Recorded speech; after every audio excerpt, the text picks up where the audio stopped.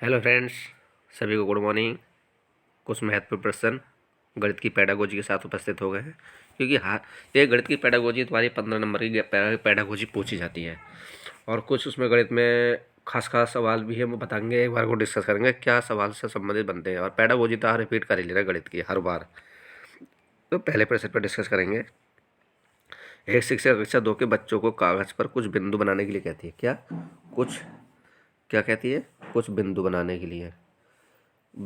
के लिए कहती है। उसके बाद वह बच्चों को उसी कागज़ पर आयत बनाने को कहती है, और कहती है जो उन बिंदुओं से होकर नहीं गुजरता और जो बिंदुओं से नहीं होकर गुजरता। फिर वह बच्चों को आयत के भीतर जो बिंदु हैं उन्हें गिनने के लिए कहती है। इस गतिविधि के माध्यम से वह निम्नलिखित में से क्या नहीं कर सकती। तो इस स्थानिक समझ भी कर सकती है, वो अंदर बाहर भी कर सकती है, और आयत का क्षेत्रफल भी कर सकती है। तो इसका मतलब वो है संख्याओं की तुलना नहीं कर सकती। तो आपका ए ऑप्शन सही है, संख्या की तुलना नहीं कर सकती। नेक्स्ट प्रश्न, दूसरा प्रश्न है। एक गणित के अध्यापक ने विद्यार्थियों को 10 ग्राम में दिए गए सभी आयतों को पहचानने के लिए कहा। उपरोक्त क्रियाकलाप विद्यार्थियों ने बेन हेले के अनुसार दिए गए ज्यामितीय तर्क के किस स्तर पर आकलन करने के लिए उपयुक्त है? दृश्यकरण, स्वयं सिद्ध, अमिगृहतीय, और सी ऑप्शन आपका विभिन्न आकृतियों पर इस पर संबंध स्थापित करना। आपका डी है आपका आकृतियों को पहचानना। तो क्या है? 10 ग्राम को पहचानने के लिए बेन हेले के बारे में। तो इसका क्या है? विभिन्न आकृतियों को परस्पर संबंध स्थापित करना। इसके बारे में जान लेते हैं। बेन हेले कौन है? देखिए, बेन हेले सिद्धांत के अनुसार ज्यामिति में सोच या समझ के 5 स्तर होते हैं। कितने होते हैं? 5 स्तर होते हैं। जिसे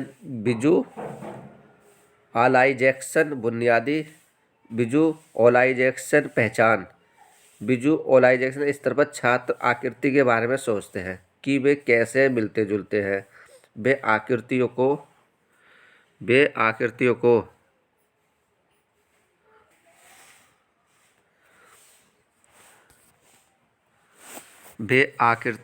को समूह में क्रमबद्ध करने में सक्षम होते हैं, जो उन्हें किसी तरह से एक जैसा दिखता है।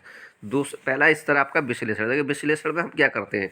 इस स्तर पर कुछ छात्र आकृतियों के सभी गुणों को सूचीबद्ध कर सकते हैं, क्रम भी कर सकते हैं, क्रम से लगा सकते हैं, और गुणों के बीच की कोई संबंध नहीं होते। दूसरा स्तर है अमूर्त, अनौपचारिक कटौती के आदेश या संबंध पारक।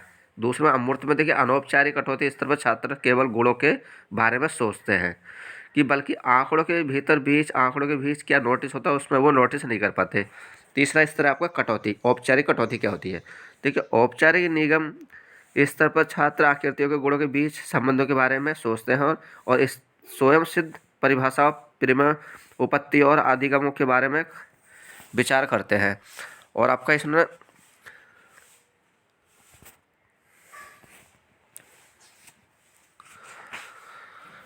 चौथा स्तर है कठोरता। कठोरता में कहा है इन्होंने कि कठोर स्तर को छात्र अमूर्त गणितीय प्रणाली के संदर्भ में सोच सकते हैं। नेक्स्ट प्रश्न आपका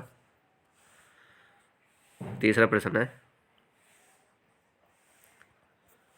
गणित को पढ़ने के लिए खेल, पहेलियां, प्रभावकारी रणनीतियां, क्योंकि ये निम्नलिखित में को बढ़ावा देने में सहायक होती हैं। क्या सहायक होती हैं? कार्यविधि समाज, संकल्पनात्मक समाज, उपयोग आधारित समझ, या तथ्यात्मक समाज। अगर हम इसकी बात करें तो खेल और पहेलियां प्रभावकारी रणनीतियां होती हैं, क्योंकि ये निम्नलिखित बढ़ावा देती हैं। तो ये हमारा संकल्पनात्मक समाज, मतलब बी ऑप्शन इसका सही है। क्योंकि गणितीय खेल में पहेलियां और कहानियां के उपयोग में हम सकारात्मक दृष्टिकोण विकसित होता है। क्या होता है? सकारात्मक, ना कि नकारात्मक। वैचारिक समझ विकसित होती है। गणित को रोजमर्रा की जिंदगी से जोड़ा जाता है और समस्या का समाधान करता है। गणित का जादू विकसित करना गणित सीखने का दिलचस्प बनता है। और इसकी बात करें विभिन्न सामग्री, जैसे आपका फ्लैश कार्ड है, पत्थर है, डाच वस्तु, चित्र, कट आउट है, चार्ट है, कैलेंडर है, ताशा के पत्ते हैं, काटना आदि का उपयोग किया जाता है। और गणितीय अगर प्रश्नोत्तरी, वाद विवाद, संगोष्ठी आदि का ही पहचान करना, या महान गणितों की तस्वीरों को भी संग्रह करना। नेक्स्ट प्रश्न आपका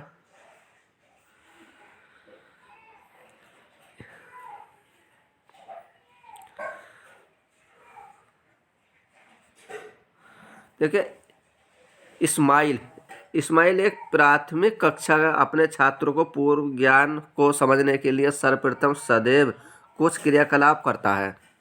छात्रों के प्रदर्शन पर वह निश्चित करते हैं कि अगली अवधारणा की ओर पढ़ना है। ये विद्यार्थी अवधारणा को दोहराना है और उसे समाहित करने के बाद ही अगली अवधारणा की ओर अग्रसर होना है। एक शिक्षक के नाते इस्माइल क्या करता है? देखिए, एक शिक्षक है इस्माइल क्या करता है? ये ऑप्शन है आपका रेखित मूल्य कान के नमूने का पालन कर रहे हैं, जिसमें योजना का विषय को पढ़ाना और पढ़ाइए या वृत्तांत का मूल्यांकन सम्मिलित है। अत्यधिक समय नष्ट कर रहे हैं और उन्हें पाठ्य विवरण को पूर्ण करने पर केंद्रित रहना चाहिए।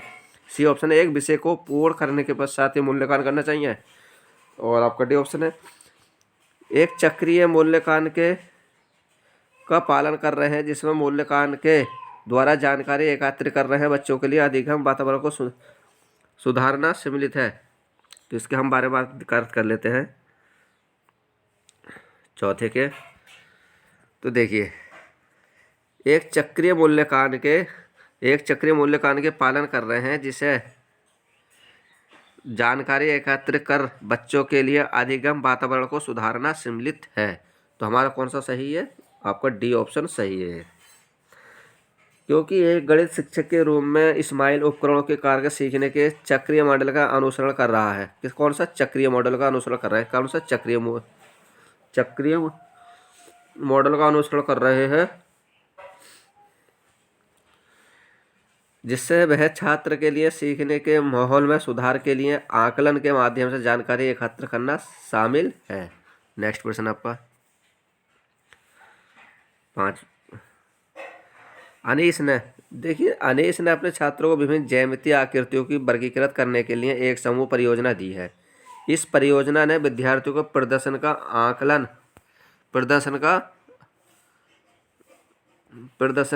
आकलन करने के लिए निम्नलिखित में से कौन सी आकलन तकनीक सबसे उपयुक्त होगी?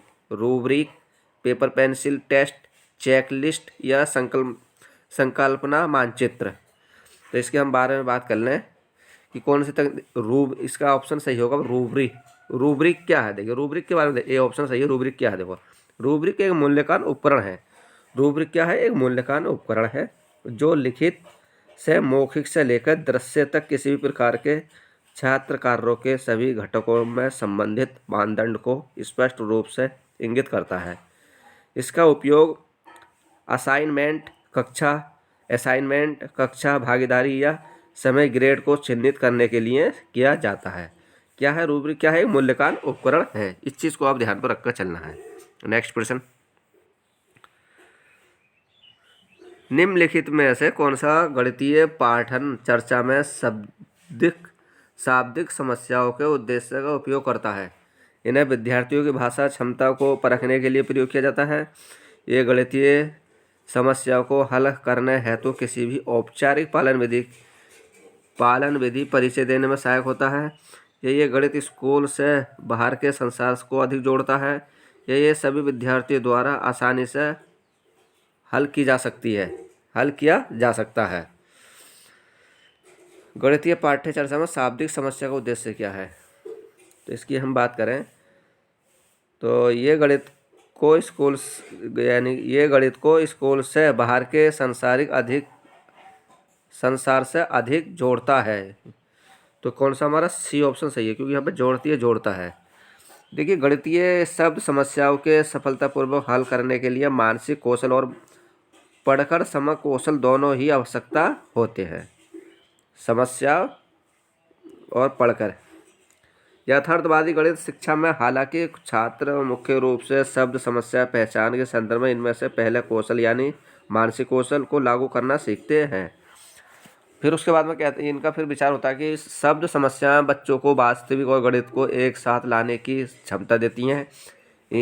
ये उन्हें वास्तविक जीवन स्थिति के साथ ऐसा करने के लिए तैयार करती हैं। नेक्स्ट प्रश्न,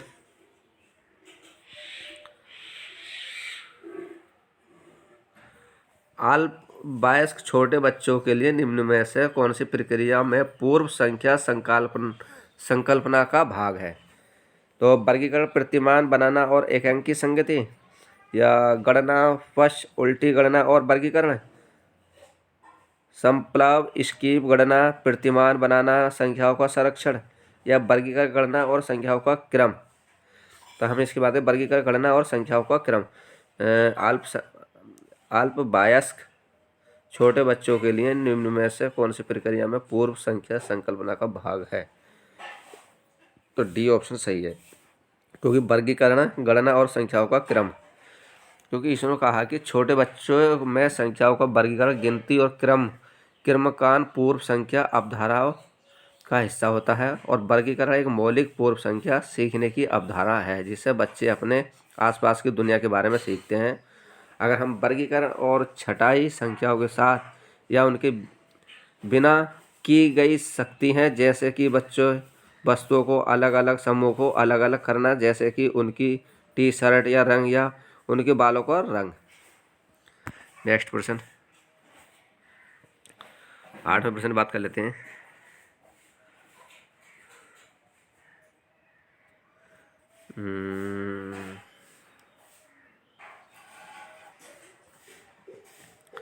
आठवें प्रश्न, निम्नलिखित में से प्राथमिक स्तर पर गणित की पाठ्य पुस्तकों की विशेषता नहीं होनी चाहिए। अवधारणा का उच्च कक्षाओं के संबंध होना चाहिए, अवधारणाओं को प्रस्तुतिकरण पदानुक्रम रीति होना चाहिए, या अवधारणाओं को प्रस्तुतिकरण जटिल से सरल होना चाहिए, या अवधारणाओं को प्रस्तुतिकरण जहाँ तक संभव हो प्राथमिक विधि से किया जाना चाहिए। अगर हम 8वें प्रश्न की बात करें तो अवधारणाओं को प्रस्तुतिकरण जटिल से सरल की ओर होना चाहिए, जटिल से सरल की ओर होना चाहिए, ये आपका सही है। इसके बारे में जान लेते हैं क्या है। प्राथमिक स्तर पर गणित की पाठ्यपुस्तकों की विशेषता नहीं होनी चाहिए, क्या नहीं होनी चाहिए? देखिए, पाठ्य पुस्तक विषय वस्तु का मान्यकृत संग्रह है जिसे छात्र को पढ़ाया जाना, और वे नई अवधारणाओं कौशल के शिक्षण की सुविधा प्रदान करते हैं और पहले से अर्जित ज्ञान को बनाए रखते हैं, और जीवन के व्यवहारिक पहलुओं के साथ बौद्धिक ज्ञान को संबंध मदद करते हैं। अगर हम पाठ्य पुस्तकों में अनुसरण किया गया तार्किक और मनोवैज्ञानिक क्रम शिक्षक को विषय वस्तु को एक व्यवस्थित क्रम में प्रस्तुत करने में मदद करता है। अगर हम पाठ्य पुस्तकों में प्रत्येक विषय के बाद प्रदान किया गया सुव्यवस्थित अभ्यास शिक्षक को छात्रों को उनकी बौद्धिक क्षमता के अनुरूप उपयुक्त कार्य करता है, और ये पाठ्य पुस्तक शिक्षकों के लिए बहुत महत्वपूर्ण, क्योंकि उसमें समस्या और समाधान तैयार करने के लिए समय खर्च करने की आवश्यकता नहीं है, और गणितीय पाठ्य पुस्तक शिक्षकों को गणित शिक्षा के उद्देश्य को प्राप्त करने के लिए आवश्यक मूलभूत जानकारी प्रदान करती है, और इसे शिक्षक को उपयुक्त अधिगम के अनुभवों की योजना बनाती है। नेक्स्ट प्रश्न है आपका,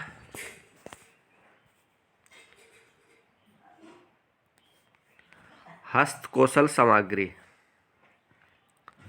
देखिए, हस्तकौशल सामग्री मैनिपुलेटिव्स का उपयोग प्राथमिक स्तर पर गणित के शिक्षण अधिगम का अभिन्न अंग है, क्योंकि ये प्राथमिक पाठ्य चर्चाओं में अन्य विषयों के साथ संबंध बनाने में सहायता करता है, या ये वार्षिक निरीक्षण के दौरान स्कूल को बेहतर प्रताप प्रदर्शित करने में सहायता करता है। नहीं, यह शिक्षार्थियों को गणितीय अवधारणाओं को समझने में सहायता करता है। आपका सी ऑप्शन बिल्कुल करेक्ट है, क्योंकि हस्तकौशल सामग्री मैनिपुलेटिव्स, ये जो आपका मैनिपुलेट ये शब्द दिया है मैनिपुलेटिव्स का उपयोग प्राथमिक स्तर पर गणित के शिक्षण अधिगम का अंतिम अंग है, क्योंकि ये शिक्षार्थियों को गणितीय अवधारणाओं को समझने में सहायता करता है। ये मैनिपुलेटिव शब्द की बात हो रही है फिर कौशल सामग्री के बारे में।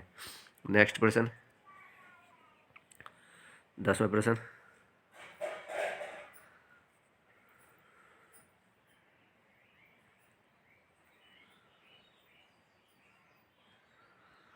राष्ट्रीय पाठ्यचर्या रूपरेखा 2005 अनुसार अनुशासन करता है कि प्राथमिक कक्षाओं में गणित के शिक्षण अधिगम के लिए समकालीन एकीकृत उपागम को प्रयोग में लाना चाहिए।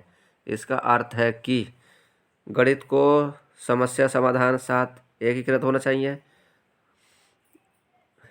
या गणित बच्चों के कक्षा के अंदर व बाहर के अनुभवों के साथ एकीकृत होना चाहिए।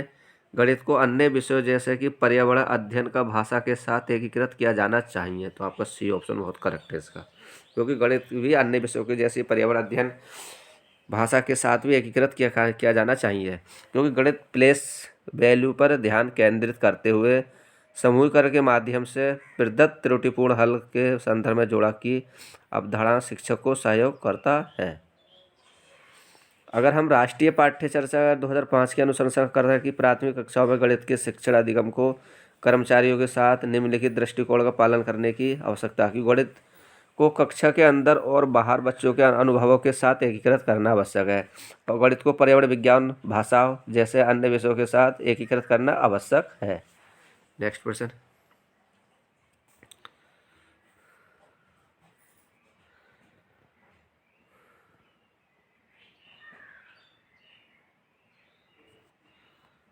अच्छा, इसमें आपका ये रह गया फिर, तो इसमें हम मान लेते हैं गणित के समस्या एकीकृत करना, तो इसमें आपका ए और सी ऑप्शन ठीक था इसमें। हाँ, अगर हम माने इसमें ऑप्शन भी देखा नहीं, ध्यान नहीं करा दोस्तों। इसमें पहला तो आप सही है गणित के समस्या समाधान को एकीकृत करना, ये भी आप सही है, और आपका गणित के अन्य विषयों को पर्यावरण, ये भी सही है। तो इसकी हम बात कर लेते हैं, तो कौन सा इसका आपका ए ऑप्शन सही है, ए ऑप्शन सही है, और आपका वो सॉरी सी ऑप्शन ठीक है, तो आपका ये पहला सही है इसका। नेक्स्ट, हमने ऑप्शन ही देखे थे इसमें। नेक्स्ट प्रश्न है,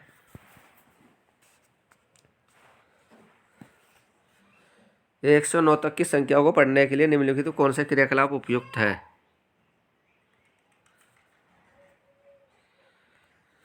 109 तक की संख्या को पढ़ने के लिए कौन सा क्रियाकलाप उपयुक्त है। भिन्न भिन्न पदार्थ देना और एकांकी संगति का उपयोग करना तथा छात्रों को गणना करने के लिए कहना। दी गई संख्याओं के आधार पर संबंधित पदार्थों को एकत्रित करना। मौलिक रूप से 109 की संख्या को क्रम के दौरान जब तक कि छात्र इन स्मरण नहीं कर सकते। ए बी सी ऑप्शन है, कौन सा इसमें सही है। अगर हम इसकी बात कर लें 109 तक के शिक्षण के संबंध में, तो आपका भिन्न भिन्न पदार्थ देना और एकांकी संगति का उपयोग करना तथा छात्रों को गणना के लिए कहना और दी गई संख्याओं के आधार पर संबंधित पदार्थों को एकत्रित करना, आपका ये भी ऑप्शन सही है, और आपका ये सी ऑप्शन नहीं है। तो इसका मतलब हमारा ये ऑप्शन ए और बी ठीक है। देखिए, संख्या 109 तक के शिक्षण के संबंध में अलग अलग वस्तुओं देकर एकत्र पत्राचार का उपयोग और बच्चों से गिनने के लिए कहना। एक संख्या देकर और छात्रों की संख्या से जुड़ी वस्तुओं को इकट्ठा करने के लिए कहना। नेक्स्ट क्वेश्चन है इसका आपका,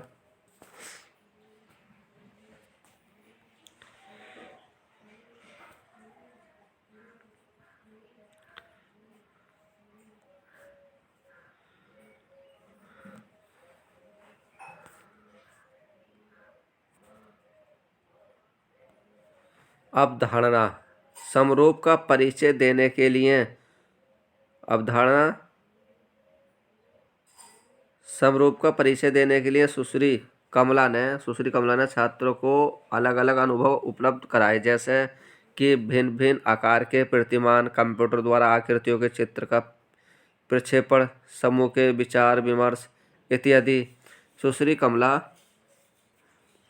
का आशय है कि अधिगमकर्ताओं को बहुल अनुभवों का उपलब्ध कराना है, जिससे बच्चों को थोड़ा खाली समय मिले, मंदबुद्धि अधिगमकर्ताओं की सहायता मिले, प्रतिभाशाली अधिगमकर्ताओं को सहायता मिले, सभी अधिगमकर्ताओं की आवश्यकता का प्रबंधक हो जाए। तो इसमें कौन से करेक्ट है आंसर, तो इसकी हम बात कर लें, मंदबुद्धि अधिगमकर्ताओं की सहायता मिले।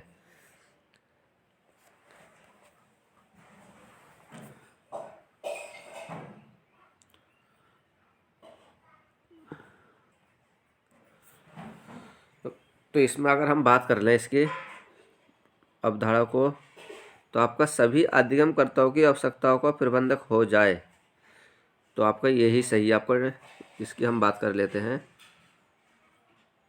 डी ऑप्शन सही है, क्योंकि शैक्षिक कार्यक्रम को पाठ्य चर्चाओं को डिजाइन करने में विद्यार्थियों की समझ विकसित करना और शिक्षण की सफलता को प्रभावित करने वाले अनुदेशात्मक पर्यावरण विश्लेषणों को शामिल करना शामिल है। जबकि शिक्षार्थियों के बीच कुछ समानताएं हो सकती हैं डिजाइनों के लिए या पहचान महत्वपूर्ण के लिए। सीखने की वरीयता क्षमता और अनुभवों की एक बड़ी विविधता हो सकती है जो शिक्षार्थी के पाठ्यक्रम या अन्य जीवन के अनुभव लाएंगे। तो ये रहे दोस्तों आपके बहुत महत्वपूर्ण प्रश्न गणित के पेडागोजी के।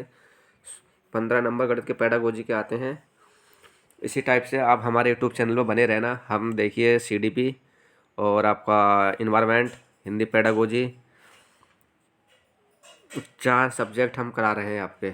CDS हिंदी और गणित की पेडागोजी और आपका पर्यावरण अध्ययन, ये 4 हम करा रहे हैं। इंग्लिश और आपकी संस्कृत बची रही है, ये नहीं हो पाएगी हमारे यूट्यूब चैनल पर। बाकी 4 सब्जेक्ट के लिए आप रूबरू बने रहना। एक चीज़ हम आपको बताएंगे, इन क्लासों को आप कई रिपीट करना, इसी से आपका सफलता मिल जाएगी। टेक केयर दोस्तों, दोबारा मिलेंगे जल्दी। इसके बाद में आपकी क्लास हिंदी पेडागोजी की होने जा रही है। आप लोग बने रहना, कहीं जानना।